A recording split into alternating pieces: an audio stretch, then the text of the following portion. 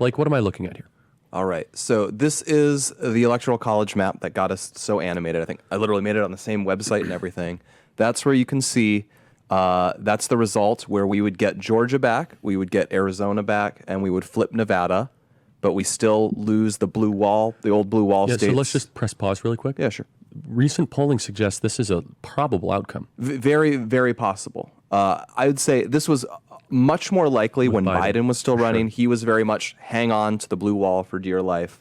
Hope it works. Blue wall plus blue dot. Yeah, blue wall plus blue dot. This is what Democrats call it. They call it the blue dot. They've talked about it. They would talk about this more than the right would when we were campaigning on Pod Save America, which is like their intelligentsia. I listen to them. They talk about the blue dot once a week. They brag about it. Just so everyone is clear, on the Pod Save America, former Obama alums, they brag every single week about how Republicans have no idea how important the blue dot from Nebraska gives Kamala Harris a chance to the presidency. This is a CNN article 2 weeks ago. A blue wall victory is not complete without Omaha's blue dot. And then when we started to do work on it, they started to freak out. There was an article that went very viral on the left when they realized Maine couldn't, because Maine also does this and they're controlled by Democrats.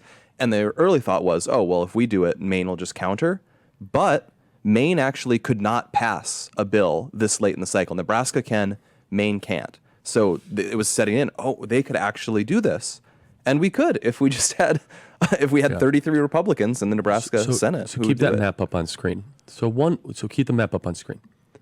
One thing that a Nebraska senator told me was he said, well, the Democrats wouldn't do this to us. That's what he said. I said, well, hold on. First of all, who do you think you're dealing with? What Democrat party? He said, we as Republicans need to be above just trying to win elections. He said, we must stand on principle. This is your Republican Party, everybody. Now, mind you, some other people say, well, hold on. The Democrats don't do it to Maine to go winner take all. I said, but that's because, look at this map. If the map would have showed that Donald Trump receives the beneficiary of a tiebreaker, they would have moved, right, Blake? Yeah, 100%. It's not the same. It's basically a quirk of the Electoral College map that we're a lot more likely to benefit from this stray electoral vote. Mm-hmm. But hold on, Charlie. I can't help but interject here that Democrats wouldn't do this to us. Are they talking about the same Democrat Party that indicted President Trump 4 times, that sent grandmas from January 6th into federal prison? Are they talking about the same Democrat Party that is literally flooding the nation's interior with thousands and thousands of Haitians and other immigrants in Tren de Aragua, like gang members from Venezuela? Are they talking about the same Democrat Party that you and I have witnessed its ruthlessness, that want to pack the Supreme Court, that want to get rid of the filibuster to pass like endless abortion laws? Like who are they talking about? And how do you not pay attention to the news over the last 8-9 years and not realize that this is a ruthless, cunning party that we are dealing with that is so Machiavellian that the ends completely justify any means? Meanwhile, you are inviting tens of millions of foreign dollars, outside state dollars, to flood your local airwaves every year to skew an electoral vote. I mean, it's shocking, and I think I share our audience's frustration when you say things like that. It's almost too much to hear.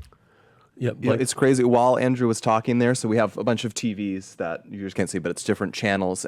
NBC was on, and NBC News had a thing on the Cornhusker campaign, and I don't know what they were saying. We can't hear it, but they're likely celebrating. Yeah, they were paying attention to this.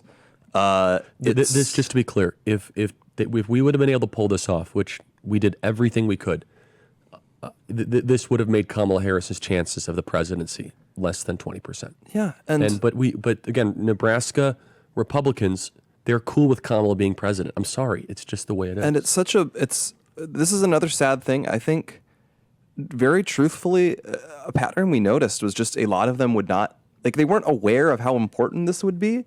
And this is just such a critical information failure that I feel like a basic thing, if you are a state level or above political actor in the United States, is you should know, 7th grade civics. You should know how we elect the president and how many electoral votes you need and how it works. And you should look at that. And what we ran into repeatedly is then like raising an eyebrow and going like, oh, I didn't know it could matter that much. And we've even run into that sometimes, like at the national level, not to name names, but like, we'll ask people like, what do you see as the math for the election? And it's like they aren't aware that you need 270 electoral votes to win. I will say I've dealt with a lot of people throughout the years that don't know the path to victory, that work on campaigns. We also run into people who are like, we're going to win California. Yeah, which I would love that to happen. So I just want to emphasize this. So the Democrats are cutthroat. And the reason I'm spending so much time on this is obviously we've been very passionate about this. But somebody messaged us. They said, well, wait for 5,000, Haitians to come to Lincoln. Hilariously, they already are.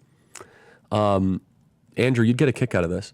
I don't know, a kick out of it. I talked to a woman who was very helpful, and she'll remain anonymous, in trying to get this thing moving. And she's a political operative in Nebraska. And she says, Charlie, I fly frequently from Chicago to Lincoln on the commercial flight there.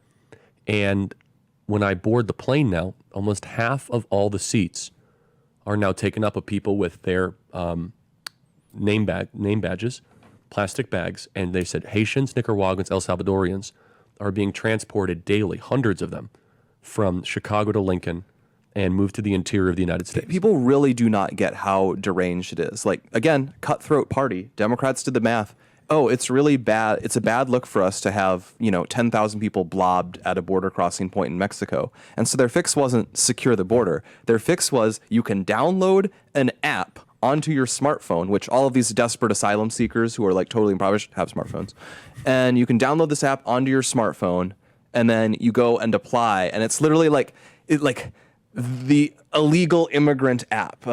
Illegaler, I don't know. It's like Tinder, but for illegals. And it's like you send an app. It's like, I'm totally going to go to the border and cross illegally. I'm gonna do it. And the government's like, oh, we don't want you to do that. Here, just you fill out this app, and then you can fly in, and we'll just send you directly there, and then put you on, and then we'll give you. They call it parole. So they have a program though. They put you on parole while your asylum case is heard, and it's this elaborate legal song and dance for what is de facto any person from Haiti, any person from Venezuela, any person from Nicaragua can just come to America and go wherever. And yes, MSNBC is showing it again. They're gloating about Kamala's got her blue dot. She's going to hang on. Yeah, right there. I mean, at MSNBC, they're taking a victory lap right now. Yeah, Nebraska lawmaker opposes changes to how electoral votes are rewarded. But we should emphasize that again. It's not the specific one everyone's naming. It was not Mike McDonald. So one of my conversations was with this guy, Senator Tom Brandt. And apparently he said that he was changing his mind because Lindsey Graham came in. Again, when Lindsey Graham came in, I said, okay, that's it. We're going to screw this thing up. I mean, I was cheering for him. I said, but come on. I mean, this guy has not been in charge of anything successful his entire career. We're sending him in to negotiate. I said, great, we're going to end up with a war. And so we send him in. Again, it's pathetic. We're going to bomb Scottsbluff. I know. We're going all of a sudden we're going to he's going to have a press conference. We're going to mobilize the 101st Infantry and, annex the football stadium or something. I don't know, something bizarre. And so this guy, Senator Tom Brandt, I had the conversation with him. I don't want to talk about all the private details, but his essence was like too late in the game, too controversial, and I don't want to deal with the controversy. Now, to be clear and fair, apparently he said his mind was changing because of Senator Lindsey Graham. I don't know. I don't believe any of these guys, to be perfectly clear. I don't believe any of them. Here's the thing. It should not have to require us as out-of-staters to go to Nebraska to explain this. What are these people doing all day long? And here's the thing. Their neighborhood. That was the weirdest. Like, people thought we were with the Trump campaign. No, I know. Like, people kept no, on. we're People, they were like, well, concerned citizens. Again, they were like, who are you? And I was like, okay, hi, my name's Charlie Kirk. I'm a passionate American. That's how I introduced myself. And they said, oh, you work for the Trump campaign. Okay, sure, I don't. But they're like, well, why are you here? I'm here because I do math, and you're about to give Kamala Harris the presidency. And they said, well, that was never the case in other elections. I said, I know. The way that the census math has happened this time, again, you have to talk to them like the third graders. No one ever briefed half these senators on the math, on how this was the tiebreaker. You just imagine people in like Massachusetts during the Revolutionary War. Washington, you're from Virginia. Why are you here? It's like, yes, it just so happens that this blue dot will determine the entire country, potentially.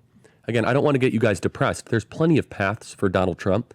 But the other reason I'm doing this segment is this, is that if on election night, if the blue dot ends up giving Kamala the presidency, you know exactly who to blame. And it was our show, and you guys tried everything you possibly could, right? Andrew, about 30 seconds, your thoughts. Yeah, I mean, and I want to make sure people are understanding it. It would, what we're saying would end up in a 270, 268 Kamala win if the blue dot became winner take all and Nebraska allotted all of its electoral votes to the statewide winner. It'd be 269, 269. Then it goes to the House of Representatives, which then get a vote based on state legislatures. And since Republicans control more state legislatures, presumably Donald Trump would win. So that's how critical this blue dot is. And for the sake that these grown men and women don't get it is shocking and really a tragedy. That is the state of the modern Republican Party, everybody. It really is remarkable how much of the energy source, Blake, you'll appreciate this, is in like conservative media. Is that like how much of the zeitgeist is formed on shows like this? Yeah, it really is like it's an important responsibility. We have to get Truly. people rallied and send them in the right direction. And informed. Yes.